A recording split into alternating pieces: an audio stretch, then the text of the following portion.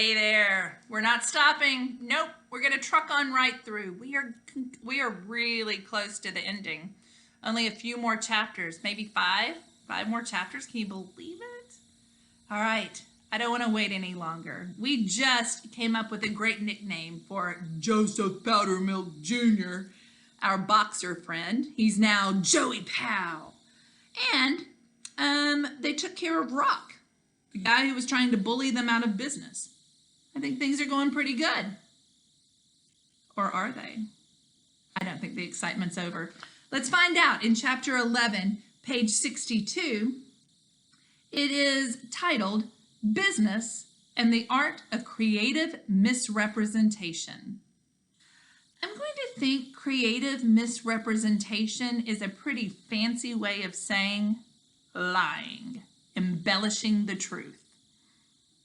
Business and the art of creative misrepresentation. If you misrepresent something, you are not telling, maybe you're not telling the whole truth about the situation, or you leave out some specific details. You don't tell the whole truth.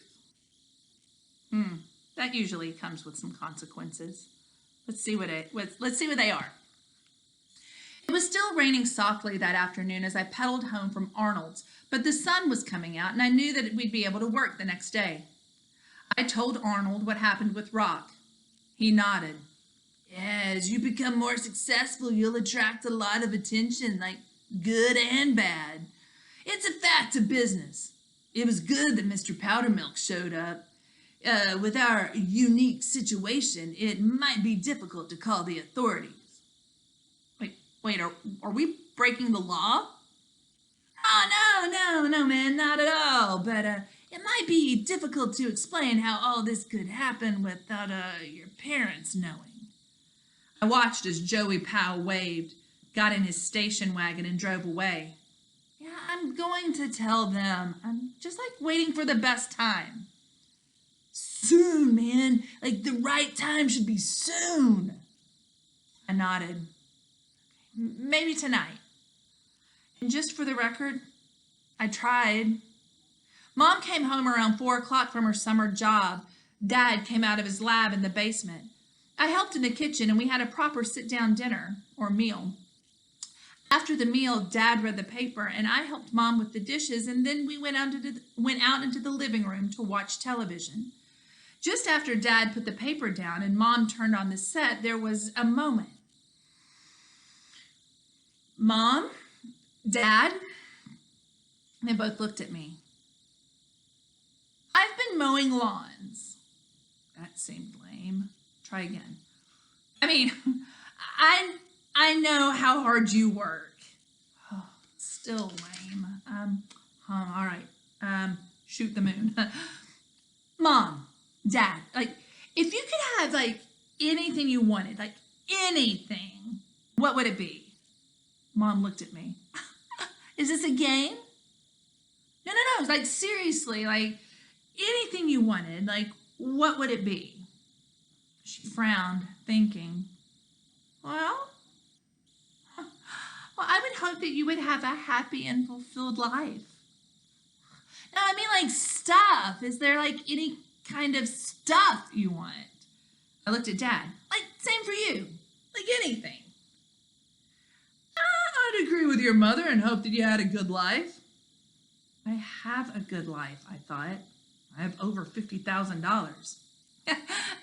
No, thanks, both of y'all. But hey, like I said, like, I mean, like, stuff for yourselves. Like, isn't there anything you would want? They looked at each other and shrugged. Yeah, not a thing, Mom said. Yeah, me neither. Oh, come on. I mean, like, think about it, like anything, like, no matter the cost. There was a silence, and then my mom laughed. I know what you're doing. You've saved up some money from your lawn mowing business, and you want to help out. Is that it? That's it, isn't it? Well, sort of. Oh, she smiled that soft mother smile. That's very sweet, dear, but who on earth is that? She had been sitting facing the front window, which looks out across the lawn, which, by this time, what with Pascal's efforts, was starting to look pretty good. He'd been so horrified by the condition of what he called the boss's lawn that he'd come to recondition it. The change was a complete mystery to my parents, who made jokes about the lawn fairies who work on the grass when everyone is asleep. My parents were spending a lot of time relaxing in the evenings after work, admiring their miraculous lawn. My mother stood and walked to the window. My goodness. I looked and was stunned to see the old station wagon with Joey Powell sitting in the front seat, his head down and dozing. Dozing means like napping. Joey Powell is in a station wagon in Lawn Boy's front yard, sleeping. Look at the size of that man. Why, he barely even fits in the car. Dad stood and went to the window. Ooh, that car looks kind of beat up. I wonder if he's all right. He's all right, believe me. It slipped out before I could stop it. You know him? Fast. But I couldn't figure out how to explain how I'd come to own the prize fighter in front of our house with like a whole lot of the details, and I also didn't want to lie to my folks. Well, I mean, sort of. Like I know him from the lawn jobs I've been doing. Like, he's a good guy. I'll go out and see what he's doing here. I was out the door before they could say anything. Joey. Yes? What are you doing here? I thought I'd spend the night here to make sure Rock's people don't find you. Oh, gosh, thanks a lot. But Rock doesn't know my name or where I live. Speaking of that, how did you find me? I followed you on your bicycle. Oh, okay, well, look, I don't need any help tonight, but I mean, thanks again, really. Besides, shouldn't you be getting sleep for training? When's your next fight? 6 days. Next Saturday night. It's on the list they send sponsors. I left the list at Arnold's. Joey, listen, my parents don't know, what I do at Arnold's and that I'm sponsoring you. Not yet, that is. I'll tell them, of course, but I haven't gotten around to it yet. I just can't figure out a good way to tell them how everything happened, and they might not understand my involvement in, the fight game. Don't you want to be my sponsor? Oh, no, it's not that. I'm glad that, I'm glad we're working together, especially after today, and thank you again for that. No problem. Is your fight next Saturday on television? I think so. Can't you come to the arena, though? The sponsors should watch the fight in person. It'd be hard for me to get there, but I'll watch it on television.